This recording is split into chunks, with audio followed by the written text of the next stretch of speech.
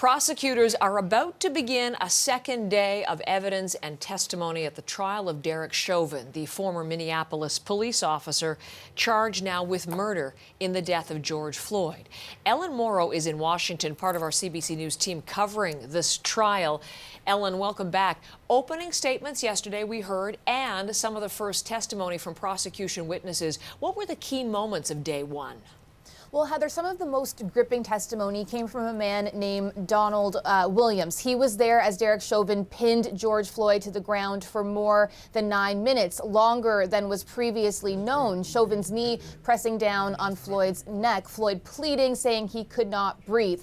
Williams can actually be heard in the video of that day imploring Chauvin over and over to get off Floyd. And Williams described in really stark detail what he saw unfolding as he witnessed, in his words, Floyd slowly fade away.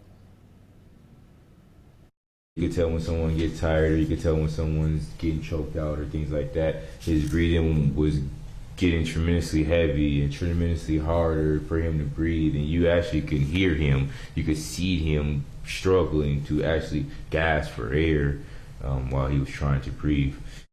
Now, we will hear more from Williams when the trial resumes again shortly. Another witness we heard from yesterday was a 911 dispatcher who watched the confrontation happening on a surveillance feed she had access to, and then she reported what she was seeing to the police, essentially calling the police on the police because she was so alarmed by what she was seeing. Now, this testimony is the prosecution trying to build its case that Chauvin's actions ended George Floyd's life. They don't have to prove Chauvin intended to kill Floyd, but that what Chauvin did resulted in Floyd's death. So the cause of death is the central issue. The prosecution opened its case by showing that harrowing video of Floyd's last minutes of life, arguing that that's really, in a sense, all the jury needs to know. The state lawyer, Jerry Blackwell, saying, "Believe your eyes, it's a homicide." The defense argues that there were other factors to blame, arguing that Floyd died of a combination of intoxication,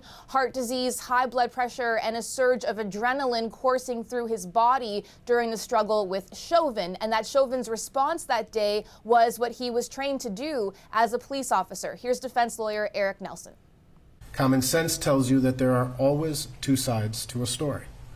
That Derek Chauvin did exactly what he had been trained to do over the course of his 19-year career. The use of force is not attractive, but it is a necessary component of policing. It was certainly powerful testimony. Obviously, Ellen, we're going to be focusing a lot or hearing a lot about cause of death as a central issue in all of this. It is going to be one of the most closely watched trials in decades in the United States. So far, what has been the initial reaction? Well, Heather, yesterday after day one wrapped up, there were peaceful demonstrations outside of the courthouse, a reminder of the emotion and really deep pain surrounding this case, of the global protests against police brutality, against systemic racism that the killing of George Floyd triggered. We heard from Floyd family lawyer Ben Crump before the trial got underway yesterday about what he says is at stake here. This trial is going to provide evidence of whether we really believe it when we say we hold these truths to be self-evident, that all men are created equally, that they're endowed by their Creator with certain inalienable rights. America, that means black people too. America, that means George Floyd too. And Heather, the eyes of so many across this country, across the world, are on this trial. It is expected to last about 4 weeks. Ellen, thank you very much. Ellen Morrow